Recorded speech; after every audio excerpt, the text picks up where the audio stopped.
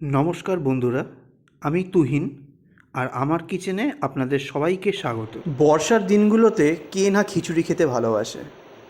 যে কোনো একদিন খিচুড়ি হলেই হলো। আজকে যে খিচুড়িটা আপনাদের সঙ্গে শেয়ার করব সেটা হচ্ছে আলু সয়াবিন দিয়ে খিচুড়ি। একদম অন্য ধরনের খিচুড়ি বানাবো, যেটা আমি আমার বাড়িতে স্পেশালি বানাই। আমার মা ভাই অসম্ভব ভালো খায়। আপনারাও এইভাবে ট্রাই করে দেখুন, দারুণ লাগবে। এটা কিন্তু ওয়ান পট মিল হিসাবেও কিন্তু ব্যবহার করতে পারেন।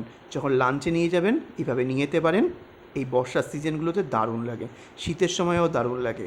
এবং যখন কোথাও ঘুরতে যাবেন তখন অনেক কিছু সঙ্গে অনেক কিছু পদ লাগে, কিন্তু এইটা একবারে যদি করে নেন তাহলে আর কোনো কিছুই লাগবে না, সঙ্গে আলু ভাজা লাগবে না, বেগুনি লাগবে না, কিচ্ছু লাগবে না। এর আগের বছর আপনাদের সঙ্গে শেয়ার করেছিলাম নিরামিষ সয়াবিন খিচুড়ি। সেটা আপনি ভোগের জন্য কিন্তু নিবেদন করতে পারেন, সেই রেসিপিটাও কিন্তু দেখে নিতে পারেন। আজকের রেসিপিটা ভালো লাগলে অবশ্যই সাবস্ক্রাইব করে দেবেন, আর ফেসবুকে থেকে হলে অবশ্যই ফলো করে দেবেন। চলুন কীভাবে আজকে সয়াবিন খিচুড়িটা বানাই সেটা দেখে নিই। সয়াবিন খিচুড়ি বানানোর জন্য প্রথমে নিয়ে নিচ্ছি একটা বাটি। তারপরে এখানে দিয়ে দেবো 1 কাপ চাল। এটা কোনো বাসমতি চাল না, বা গোবিন্দভোগ চাল না, বা কোনো আতপ চাল না, কোনো ব্র্যান্ডেড চাল না। এটা হচ্ছে বাঁশকাঠি রাইস। বাড়িতে যে চালটা খান, আপনি যদি মিনিকেট খান সেটাও কিন্তু নিতে পারেন।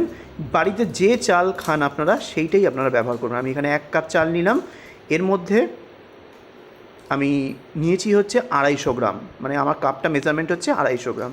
আর নিয়ে নেবো সেম কাপ মেপে 250 গ্রাম 1 কাপ মুসুর ডাল। আজকে মুসুর ডালের খিচুড়ি করে দেখাবো। এইবার চাল ডালটাকে ভালো করে ধুয়ে নিতে হবে, তার জন্য দিয়ে দেবো পরিমাণ মতো জল।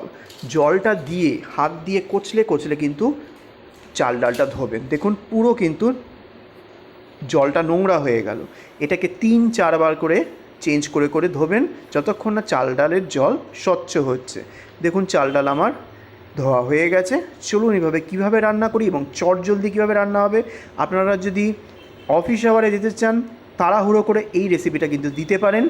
খুবই সুস্বাদু, প্রোটিন থাকবে, কারণ মুসুর ডাল আছে, সয়াবিন আছে। কোনো সমস্যা নেই, প্রোটিন ডায়েট করতে পারবেন।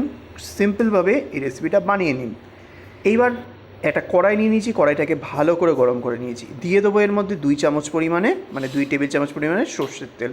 এখনই এক গাদা সর্ষের তেল দেবো না, কেন দেবো না সেটা আপনাদেরকে ধীরে ধীরে বলে দেবো। এইবার এই সর্ষের তেলটা গরম হয়ে গেলে এর মধ্যে দিয়ে দেবো একটা ছোট্ট সাইজের পেঁয়াজ, কুচনো পেঁয়াজ। আর দিয়ে দেবো 1/2 চামচ পরিমাণে কুচনো রসুন। দিয়ে এবার ভালো করে এটাকে ভাজতে হবে। পেঁয়াজ রসুনটা ভাজা হয়ে গেলে 1 চামচ এখানে দিয়ে দেবো আদা বাটা। যদি আদা কুচো থাকে সেটাও দিতে পারেন। এইবার ভালো করে আদাটাকে কাঁচা গন্ধ দূর হওয়া অবধি ভালো করে ভেজে নিতে হবে।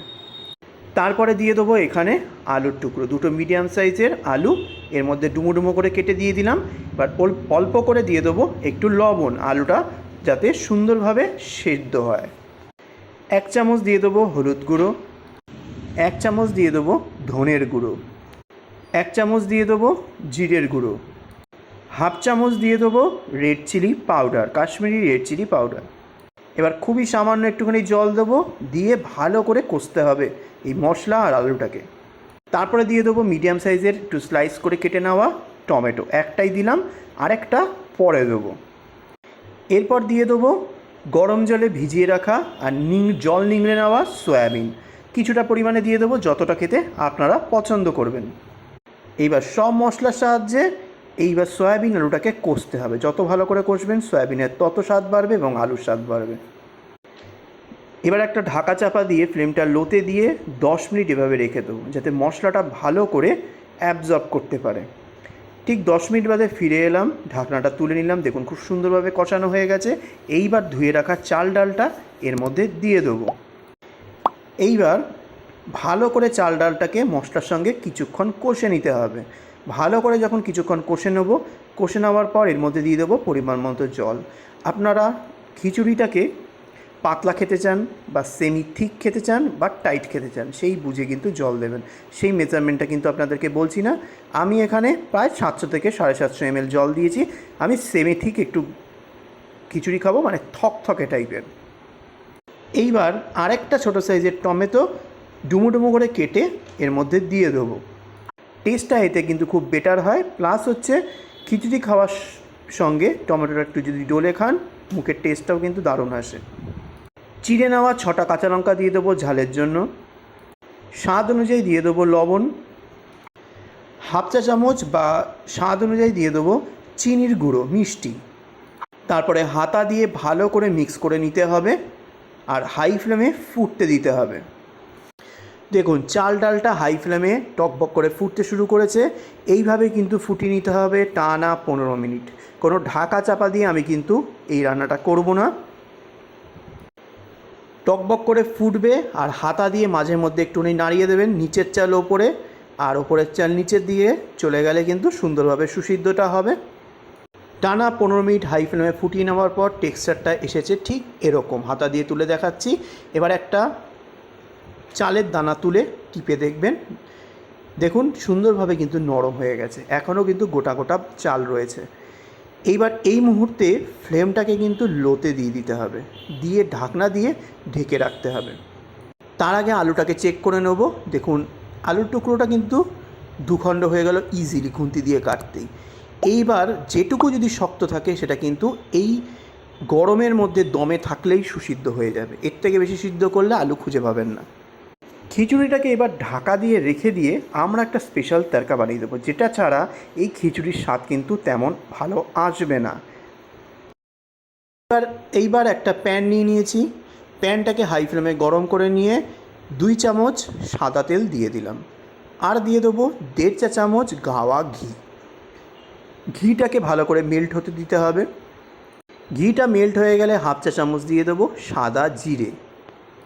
তারপরে দিয়ে দেবো 3-4টে ফাটিয়ে নেওয়া শুকনো লঙ্কা আর 2টো তেজপাতা দিয়ে ভালো করে ফোড়নটাকে একটু ভেজে ভেজে নেব সুন্দরভাবে।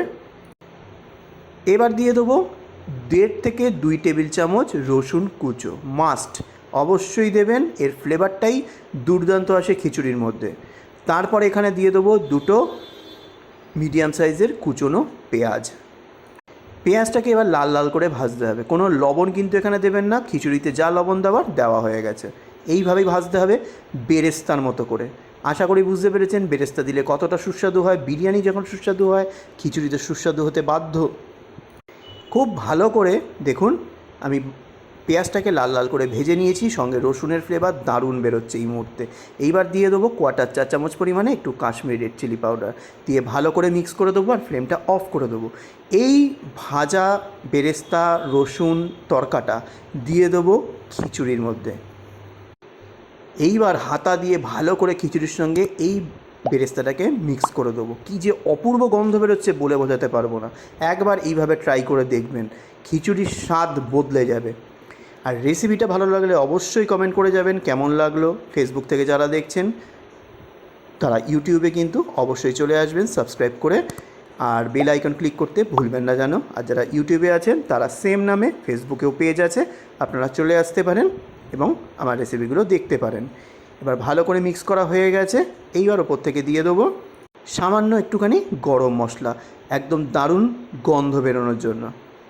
তারপরে মিক্স করে নিলেই রেডি হয়ে গেল দারুণ স্বাদের সয়াবিন আলু খিচুড়ি বেরেস্তা দিয়ে। অপূর্ব স্বাদের এই রেসিপিটা একবার ট্রাই করে অনুরোধ রইল। আজ আসলাম, নেক্সট দিন আবার একটা ভালো ভিডিও নিয়ে আপনাদের সামনে তুলে ধরবো। নমস্কার।